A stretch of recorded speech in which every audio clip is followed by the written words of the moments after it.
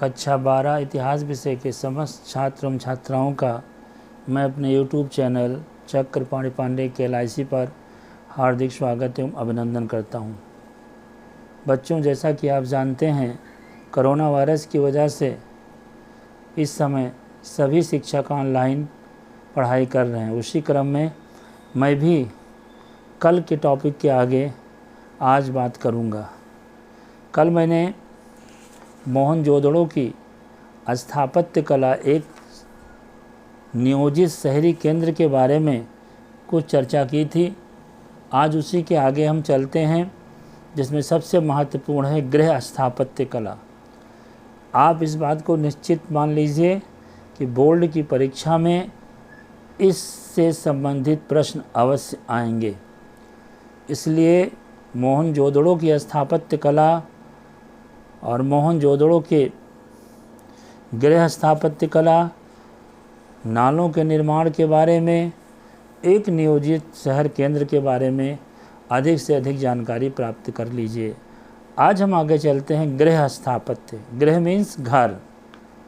घर के बारे में मोहनजोदड़ो में कैसी व्यवस्था थी। मोहनजोदड़ो का निचला शहर आवासीय भवनों के लिए था और ये एक सबसे सुंदर उदाहरण है।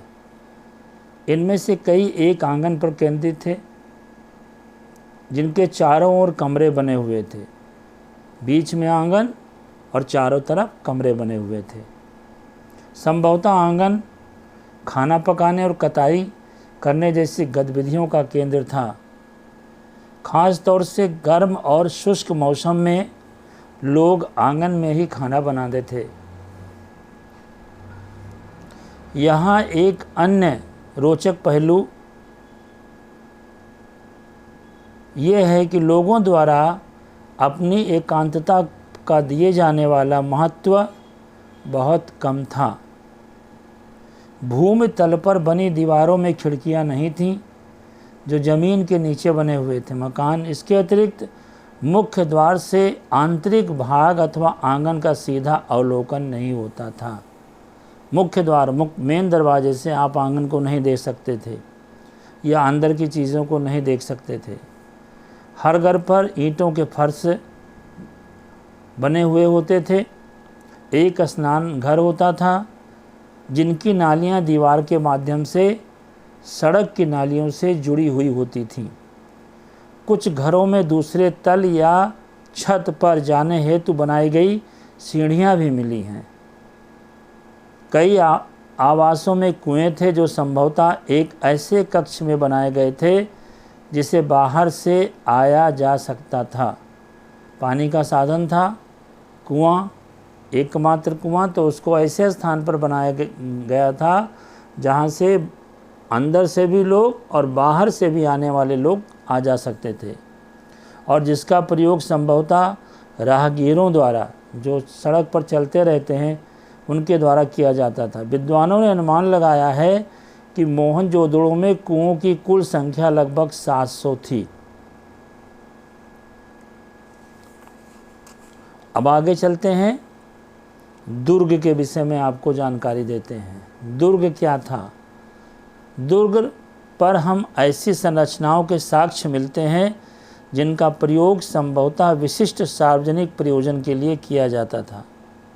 इनमें से एक माल गोदाम एक ऐसा विशाल संरचना है जिसके ईंटों से बने केवल निचले हिस्से शेष हैं, जबकि ऊपरी हिस्से, जो संभवतः लकड़ी से बने थे, बहुत पहले ही नष्ट हो चुके थे, और विशाल स्नानागार उनमें शामिल था। विशाल स्नानागार आंगन में बना एक आयताकार जलाशय था। आयताकार, लंबाई अलग और चौड़ाई अलग।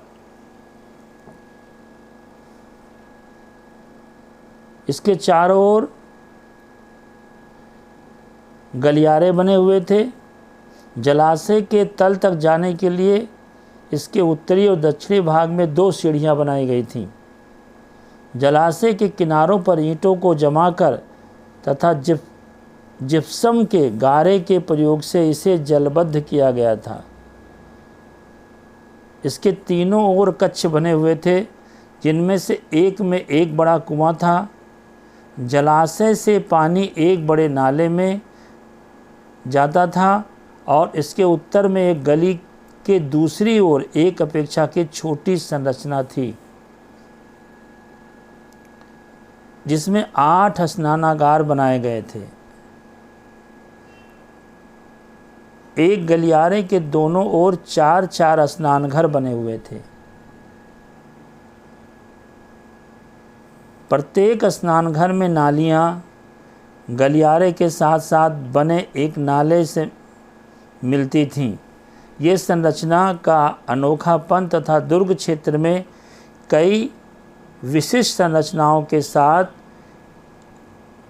इनके मिलने से इस बात के स्पष्ट संकेत मिलते हैं कि इसका प्रयोग किसी प्रकार के विशेष अनुष्ठानिक स्नान के लिए किया जाता था।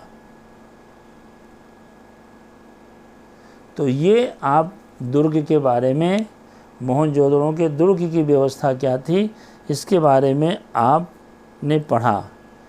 हम आपसे रिक्वेस्ट करेंगे कि आपस में चर्चा करें या स्वयं चर्चा करें कि मोहनजोदड़ो के कौन से वास्तुकला संबंधी लक्षण नियोजन की ओर संकेत करते हैं।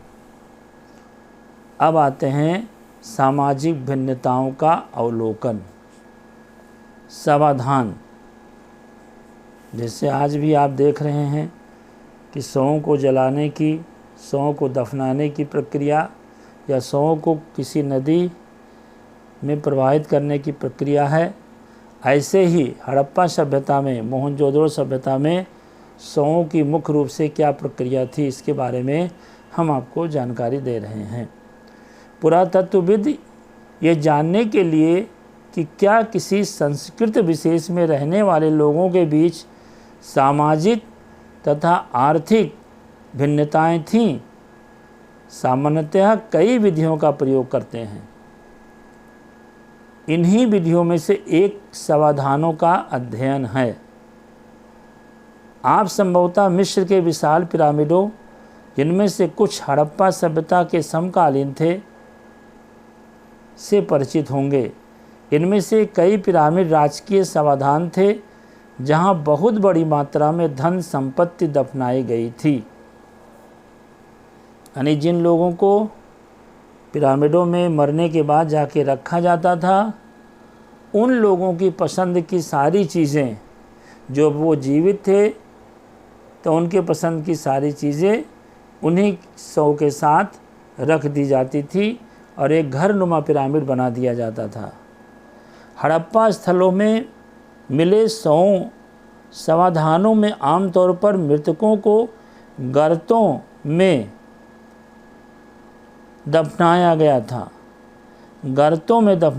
था।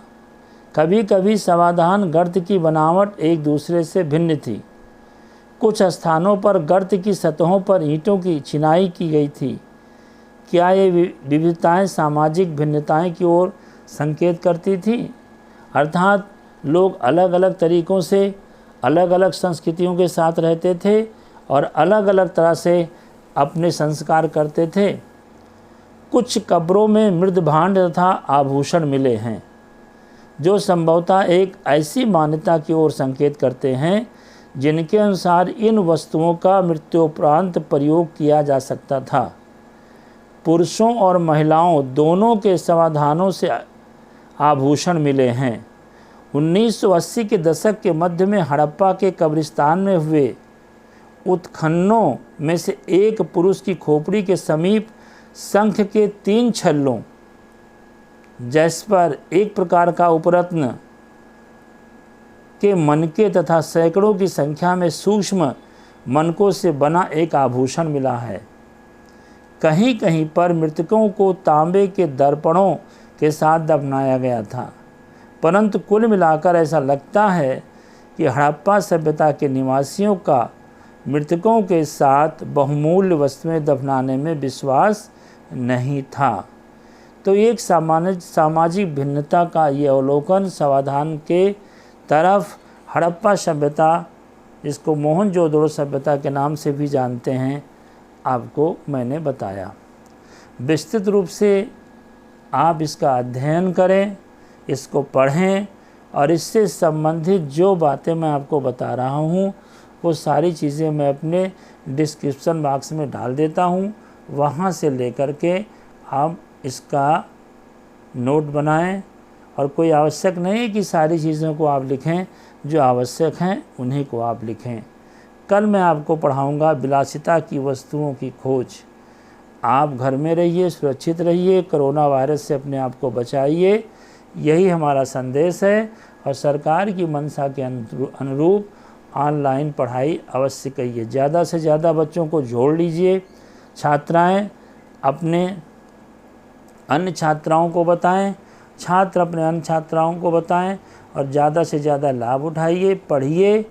और मेरे YouTube चैनल चक्रपाणि पांडे के LIC को सब्सक्राइब कर लीजिए और ज़्यादा से ज़्यादा शेयर कर दीजिए ताकि लोगों तक मेरी बात पहुंच सके। बहुत बहुत धन्यवाद।